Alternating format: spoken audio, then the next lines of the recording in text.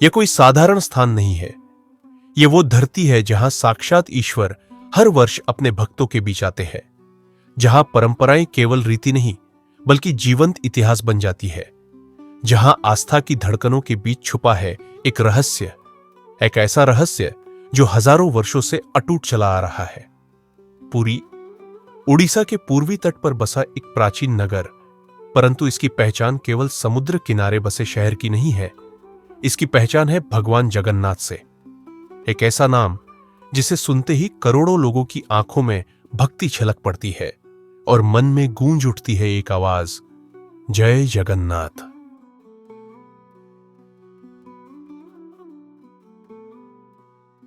भगवान जगन्नाथ, जग के नाथ, संपूर्ण विश्व के स्वामी। पर क्या आप जानते हैं, यह नाम सिर्फ एक भगवान का नहीं बल्कि एक रहस्य का प्रतीक भी है। क्यों इस मंदिर के ऊपर उड़ने वाला ध्वज हमेशा हवा की दिशा के विपरीत लहराता है? क्यों मंदिर की ऊंचाई इतनी विशाल होते हुए भी उसका साया धरती पर नहीं पड़ता? और क्यों हर दिन सैकड़ों वर्षों से भगवान का भोग बनता है लेकिन एक दाने का भी अभाव कभी नहीं होता? ये मंदिर, ये देवता और ये परंपराएं सब मिलकर रचते हैं एक ऐसा अध्याय जिसकी कहानी इतिहास के पन्नों में नहीं बल्कि श्रद्धा के हृदय में लिखी गई है। और इस कथा का सबसे भव्य अध्याय रथ यात्रा, एक ऐसा उत्सव जहां ईश्वर स्वयं अपने रथ पर सवार होकर निकलते हैं अपने भक्तों के बीच खुले आकाश के नीचे। ऐसी परंपरा विश्व में और कहीं नहीं मिलती। आज हम आपको ले चलेंगे इस यात्रा पर, एक ऐसी यात्रा जिसमें इतिहास, रहस्य और भक्ति तीनों का अद्भुत संगम होता है। तो आइए इस रहस्य से भरे अनंत संसार की यात्रा शुरू करते हैं भगवान जगन्नाथ के साथ, पुरी की धरती पर, जहां हर कण में गूंजती है एक पुकार, जय जगन्नाथ। इतिहास के धुंधले पन्नों में पुरी का उल्लेख हजारों वर्षों पुरानी कथाओं में मिलता है। पुराणों में इसे श्री क्षेत्र कहा गया है, एक ऐसा स्थल जहां धर्म, संस्कृति और अध्यात्म का मेल हुआ। इस भूमि की महिमा वेदों और पुराणों में गूंजती रही है। माना जाता है कि जब पृथ्वी पर धर्म की स्थापना के लिए भगवान विष्णु ने 4 धामों की रचना की तो पूर्व दिशा के संरक्षक बने पुरी के श्री जगन्नाथ। पुरी का प्राचीन नाम था पुरुषोत्तम क्षेत्र, अर्थात वो भूमि जहां पुरुषोत्तम भगवान स्वयं निवास करते हैं। कहा जाता है कि यहां भगवान विष्णु ने स्वयं जगन्नाथ रूप में अवतार लिया। लेकिन इस भूमि की महिमा यहीं समाप्त नहीं होती। लगभग 12वीं शताब्दी में गंगा वंश के प्रतापी राजा अनंत वर्मन छोड़गंग देव ने इस मंदिर के निर्माण का बीड़ा उठाया। इतिहासकार कहते हैं इस मंदिर का निर्माण 1136 ईस्वी के आसपास पूरा हुआ। पत्थरों की विशाल शिलाओं को जोड़कर बनाया गया यह मंदिर स्थापत्य कला का अद्भुत उदाहरण है। मगर यह केवल पत्थरों का ढांचा नहीं, यह श्रद्धा से गूंथा गया एक इतिहास है जिसमें हर ईंट, हर पत्थर एक कथा कहता है। कभी समुद्री तूफानों ने पुरी को डराया, कभी विदेशी आक्रमणकारियों की दृष्टि इस मंदिर पर पड़ी, परंतु हर बार पुरी उठ खड़ा हुआ और भगवान जगन्नाथ का रथ पुनः चला। शिलालेख बताते हैं कि मुगल काल में कई बार इस मंदिर पर संकट आया, लेकिन हर बार भक्तों की आस्था और भगवान जगन्नाथ की कृपा ने इसे बचा लिया। पुरी न केवल आस्था का केंद्र बना बल्कि भारत भर से साधु संत, भक्त, कवि और दार्शनिक यहां आए और यहां की दिव्यता में खो गए। क्या आप जानते हैं, आदि शंकराचार्य जी ने भी इस भूमि को 4 धामों में शामिल कर पूरे भारत में इसे आध्यात्मिकता का केंद्र बना दिया। यहां की गलियों में बहता समय आज भी प्राचीन भारत की गंध लेकर चलता है। मंदिर के चारों ओर बसी बस्तियां सदियों से एक ही तरह जीती आ रही है। वही परंपराएं, वही भक्ति, वही विश्वास। यह मंदिर न केवल ईश्वर का निवास है बल्कि भारत की सांस्कृतिक अस्मिता का प्रतीक है। और इस मंदिर की सबसे अनोखी बात भगवान जगन्नाथ का स्वरूप, बड़े नेत्र, बिना हाथ पैर का काष्ठ मूर्ति रूप जो किसी और स्थान पर नहीं मिलता। क्यों है भगवान जगन्नाथ का यह अनूठा रूप? क्या रहस्य है इसके पीछे? उस कथा तक पहुंचने से पहले हमें समझना होगा इस मंदिर की बनावट उसकी संरचना और उसके पीछे छुपे उन रहस्यों को जो इसे दुनिया के सबसे रहस्यमयी मंदिरों में से एक बनाते हैं। पुरी का यह श्री मंदिर, कहते हैं, यहां केवल पत्थर नहीं, यहां आस्था सांस लेती है। पुरी का श्री मंदिर न केवल भक्ति का प्रतीक है, बल्कि वास्तुकला का अद्भुत चमत्कार भी है। इसकी भव्यता देखकर हर युग के शिल्पकार, इतिहासकार और वैज्ञानिक चकित रह गए। इस मंदिर का मुख्य भाग, शिखर, लगभग 65 मीटर ऊंचा है। कहते हैं कि जब आप इसके सामने खड़े होते हैं तो इसकी ऊंचाई में ही ईश्वर का विराट स्वरूप नजर आता है। परंतु मंदिर की इस ऊंचाई के बावजूद एक रहस्य ऐसा है जो भौतिक विज्ञान के नियमों को भी चुनौती देता है। क्या आपने कभी सोचा, इतने विशाल मंदिर का साया कहां है? सूरज कहीं भी रहे, मंदिर की छाया कभी जमीन पर नहीं पड़ती। और फिर एक और चमत्कार, मंदिर के शिखर पर फहराया जाने वाला ध्वज सदियों से हर दिन बदला जाता है, परंतु यह ध्वज हवा की विपरीत दिशा में लहराता है।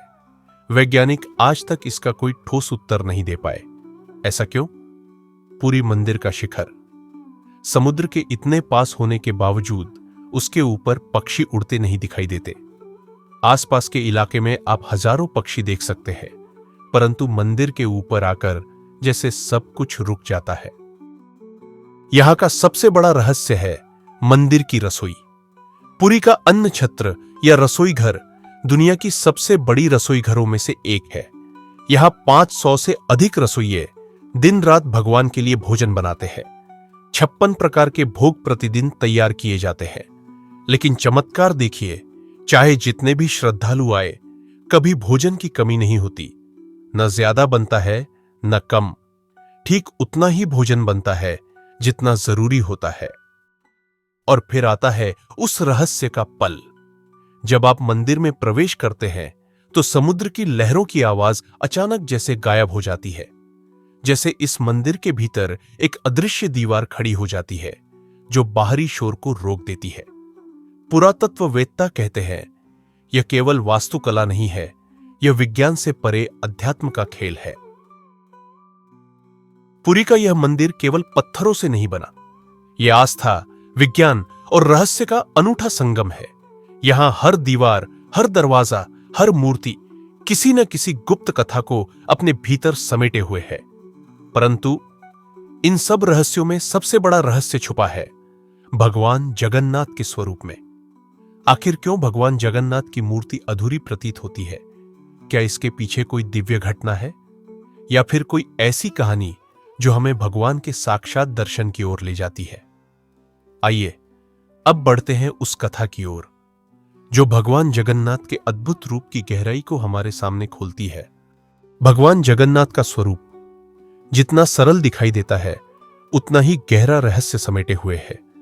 बड़े बड़े गोल नेत्र, बिना भुजाओं का शरीर, यह कोई साधारण मूर्ति नहीं, बल्कि सनातन धर्म की सबसे अनूठी अभिव्यक्ति है।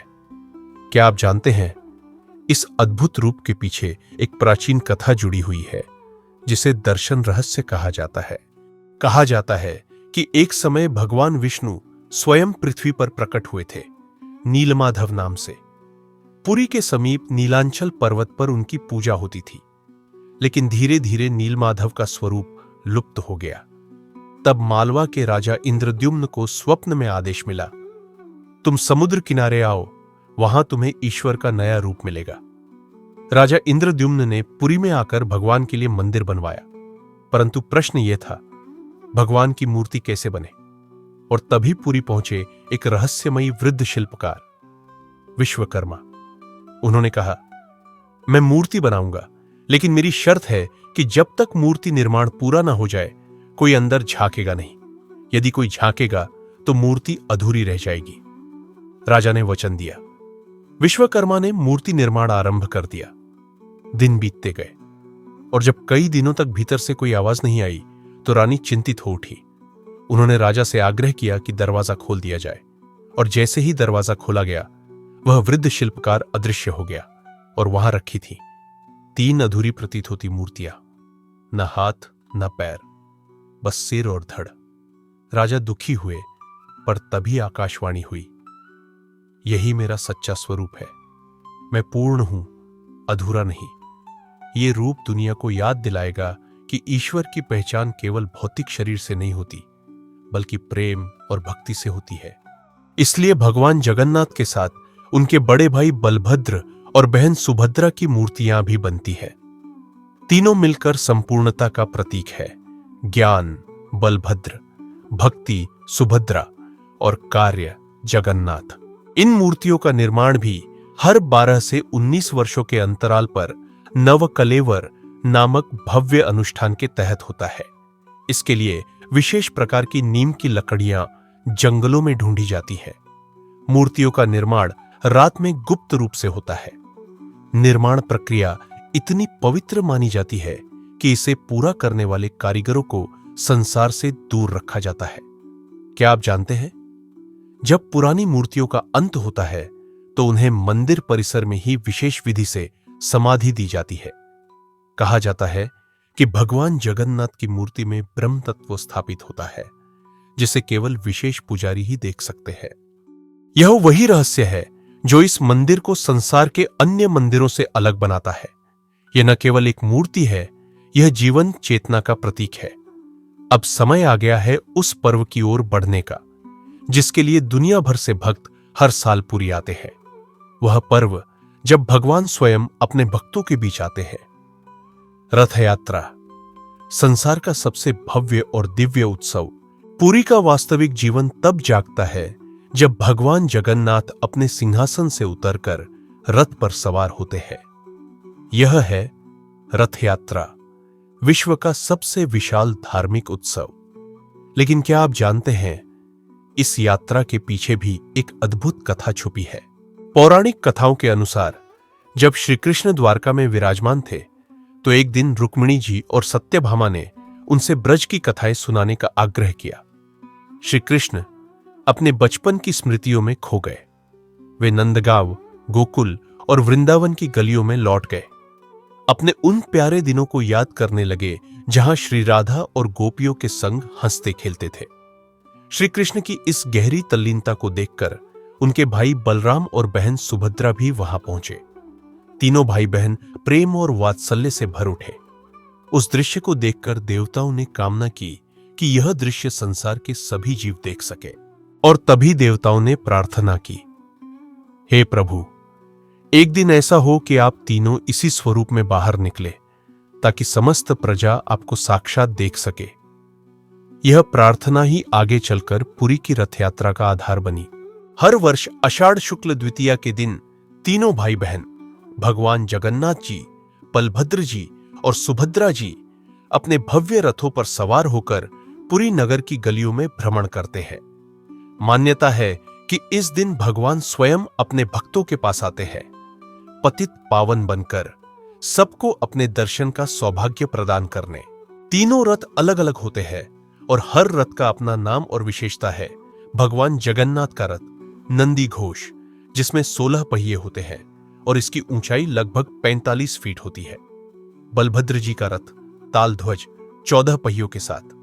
सुभद्रा जी का रथ दर्पदलन, जिसमें 12 पहिए होते हैं।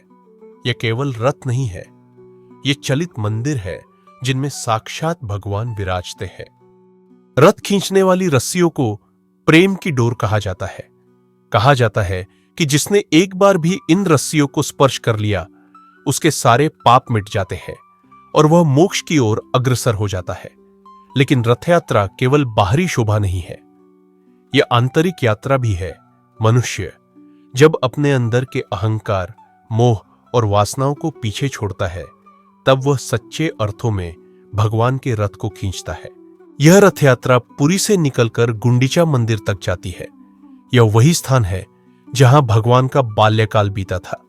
वहां रुकने के बाद 9 दिनों के उपरांत यह यात्रा पुनः मुख्य मंदिर लौटती है। यह यात्रा जीवन और मृत्यु के बीच के उस सफर का प्रतीक बन जाती है जहां प्रारंभ, मध्य और अंत तीनों एक ही बिंदु पर मिल जाते हैं। रथ यात्रा में कोई भेद नहीं, अमीर गरीब, राजा प्रजा, जाति धर्म, कोई फर्क नहीं पड़ता। हर कोई एक समान, सबके लिए एक ही रस्सी, एक ही उद्देश्य, अपने प्रभु को उनके घर तक पहुंचाना। पुरी की यह यात्रा केवल पुरी तक सीमित नहीं रही। आज जगन्नाथ रथ यात्रा की प्रतिकृतियां पूरे विश्व में निकाली जाती है। लंदन, न्यूयॉर्क, मॉस्को से लेकर मेलबर्न तक। और इस पर्व में जब लाखों भक्त एक स्वर में पुकारते हैं जय जगन्नाथ, तो ऐसा लगता है मानो स्वयं सृष्टि भी उस पुकार में सम्मिलित हो गई हो। अब समय है इस यात्रा की तैयारी के अद्भुत दृश्यों से परिचित होने का। कैसे बनते हैं ये भव्य रथ, कैसे चलती है इस आयोजन की अदृश्य शक्ति। आइए झांकते हैं पर्दे के पीछे उस दिव्यता की ओर। रथ यात्रा जितनी भव्य दिखाई देती है, उसके पीछे की तैयारी उससे कहीं अधिक विराट और अद्भुत होती है। यह केवल एक त्योहार नहीं, बल्कि पूरे पुरी नगर की सामूहिक साधना है। एक ऐसा आयोजन जिसकी शुरुआत रथ यात्रा के कई महीने पहले ही हो जाती है। सबसे पहले चयन होता है विशेष प्रकार की लकड़ियों का, जिन्हें फांसी दरू कहा जाता है। ये आम या नीम के वृक्ष होते हैं जिनमें प्राकृतिक चिन्ह होते हैं, जैसे शंख, चक्र, गदा या पद्म। इन्हीं वृक्षों से भगवान के रथ बनते हैं। इन वृक्षों को खोजने का काम मंदिर के विशेष सेवकों द्वारा किया जाता है। ये सेवक जंगलों में भटकते हैं, बारिश, धूप, तूफानों से लड़ते हुए, और जब उन्हें वह पवित्र वृक्ष मिलता है तो पूरे सम्मान के साथ उसे काटा जाता है। फिर शुरू होता है रथ निर्माण का महायज्ञ। पुरी के विशेष महारण परिवार, जिनकी पीढ़ियां इसी सेवा में लगी है, दिन रात लकड़ी तराशते हैं। हथौड़े, छैनी और मन में भक्ति, ये तीनों मिलकर साधारण लकड़ी को दिव्यता में बदल देते हैं। क्या आप जानते हैं, इन रथों को कीलों या लोहे से नहीं जोड़ा जाता। पूरी तरह लकड़ी की जुड़ाई और गांठों से रथ खड़े किए जाते हैं। हर रथ की ऊंचाई, उसके पहियों की संख्या, उसके रंग, सभी में एक विशेष आध्यात्मिक गणित छुपा होता है। और सिर्फ रथ ही नहीं, पूरी नगर की हर गली, हर घर इस तैयारी में शामिल होता है। महिलाएं विशेष प्रकार की मोटी रस्सियों को बुनती है, जिन्हें ब्रह्मदंडी कहा जाता है। इन्हीं रस्सियों से रथ खींचा जाता है। उन रस्सियों में केवल सूत ही नहीं बुना जाता, उनमें भक्तों के सपने, उम्मीदें और विश्वास भी गूंथे जाते हैं। रथों की सजावट में पारंपरिक चित्रकला, पटचित्र का विशेष योगदान होता है। कलाकार महीनों तक बैठकर रंगों और रेखाओं से रथों पर देवी देवताओं के चित्र उकेरते हैं। मंदिर परिसर में पुजारी सप्तदिना अनुष्ठान करते हैं। विशेष यज्ञ, हवन और मंत्रोच्चार के साथ भगवान को यात्रा के लिए आमंत्रित किया जाता है। फिर आता है पुरी के सबसे पवित्र कर्मों में से एक, चैरा पहरा, जब स्वयं गजपति महाराज, उड़ीसा के राजा, सोने की झाड़ू लेकर भगवान के रथ का शुद्धिकरण करते हैं। इस परंपरा में राजसी अहंकार पूरी तरह मिट जाता है। राजा भी सेवक बन जाता है और भगवान का भक्त बनकर उनके चरणों में झुक जाता है। पूरे पुरी नगर में एक ही बात गूंजती है, रथ तैयार है, रस्सियां जुड़ चुकी है और प्रभु की यात्रा अब शुरू होने वाली है। यह तैयारी केवल बाहरी नहीं है, हर भक्त के हृदय में एक अलग तैयारी चल रही होती है। मन की अशुद्धियां झाड़ने की, जीवन के बोझ छोड़ने की और केवल ईश्वर के चरणों में समर्पण की। जब सारी व्यवस्थाएं पूरी हो जाती है, तब प्रतीक्षा रहती है केवल एक आवाज की, आ गया हो तो रथ खींचा जाए। और जैसे ही यह स्वर उठता है, पुरी की धरती कांप उठती है। हवा में घंटियों और शंखों की गूंज खुल जाती है और लाखों श्रद्धालु उस रस्सी को पकड़ने दौड़ पड़ते हैं, मानो स्वयं मोक्ष की डोर थामने चले हो। अब आप तैयार हैं उस क्षण के लिए जब इतिहास, परंपरा और अध्यात्म मिलकर बनाते हैं साक्षात महाकाव्य। आइए आगे बढ़ते हैं रथ यात्रा के आरंभ की उस भव्य घड़ी की ओर। और अंततः वह घड़ी आ जाती है जिसका इंतजार पूरा पुरी करता है, नहीं, पूरा ब्रह्मांड करता है। भगवान जगन्नाथ अपने रथ पर विराजमान होते हैं। भक्तों की आंखों से आंसू छलक पड़ते हैं।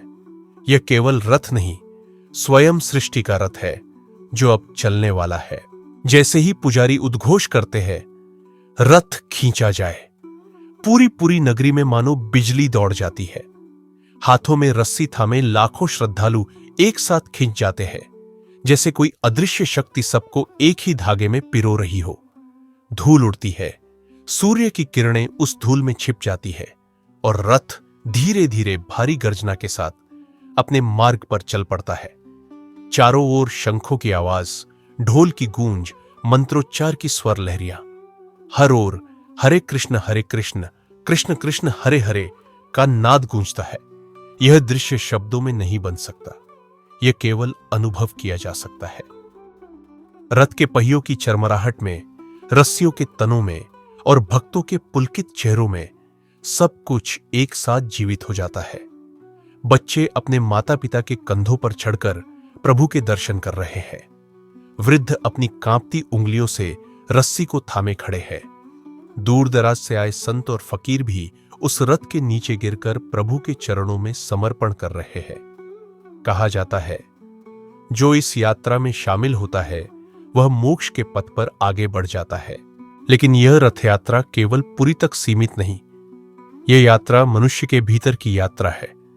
रथ चल रहा है बाहर, लेकिन खींच रही है अंतरात्मा की रस्सी, और उस रथ के साथ चल रहा है विश्वास, भक्ति, समर्पण और मोक्ष की खोज। रथ धीरे धीरे गुंडीचा मंदिर की ओर बढ़ता है। यह यात्रा केवल मार्ग की नहीं है, यह यात्रा आत्मा से परमात्मा तक पहुंचने का प्रतीक है। और जब रथ अपने पड़ाव पर पहुंचता है, तब सारा पूरी नगरी मानो एक ही स्वर में बोल उठता है, जय जगन्नाथ। यह दृश्य वह है जिसे देखकर हर हृदय भीतर तक हिल जाता है। यह केवल एक उत्सव नहीं, यह साक्षात सनातन धर्म की धड़कन है। रथ यात्रा, यह शब्द अब केवल उड़ीसा या भारत तक सीमित नहीं रहा।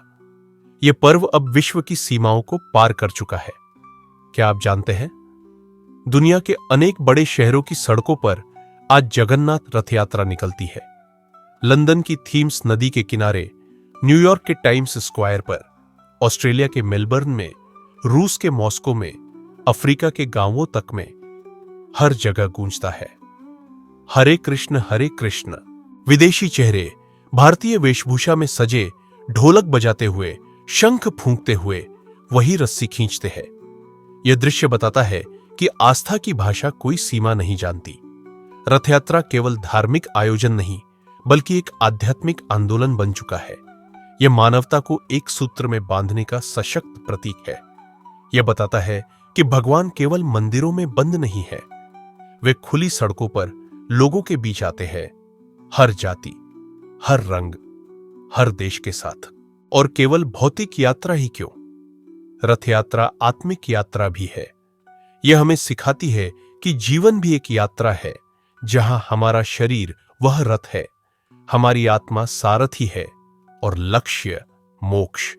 रथ यात्रा में रथ खींचने का अर्थ केवल रस्सी खींचना नहीं, यह अपने भीतर के आलस्य, अहंकार, मोह और मद को पीछे छोड़ते हुए आगे बढ़ने का प्रतीक है।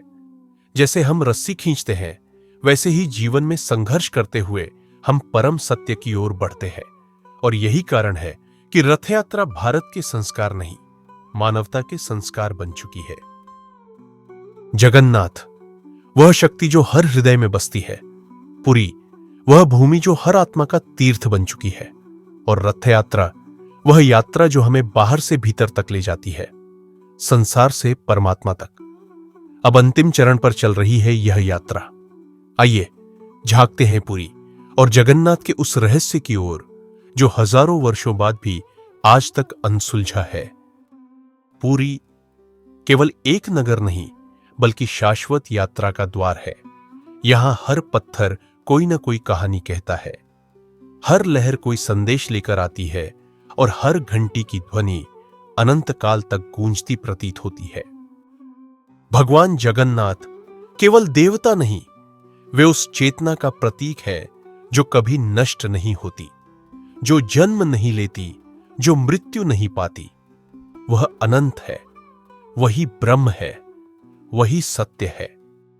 पुरी के रथ खींचते हैं, रथ रुकते हैं, भक्त आते हैं, भक्त चले जाते हैं, पर यह यात्रा, यह पुकार, यह रहस्य अविचल, अमर, अक्षुण्ण बना रहता है।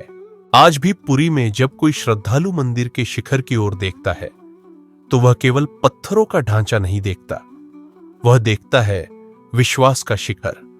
और जब पुरी के आकाश में शंखों की आवाज गूंजती है तो ऐसा लगता है जैसे स्वयं सृष्टि कह रही हो, मैं भी इसी यात्रा का हिस्सा हूं। समुद्र की लहरें पुरी के किनारों से टकराती हैं, जैसे बार बार यह याद दिलाने आती है कि यात्रा अभी समाप्त नहीं हुई, यह तो आरंभ है। पुरी, जहां सागर मौन है, मंदिर बोलता है और भगवान रथ पर बैठकर स्वयं संसार के द्वार पर आते हैं। यह केवल भारत का नहीं, यह समूचे जग का तीर्थ है, यह जगन्नाथ का पुरी है।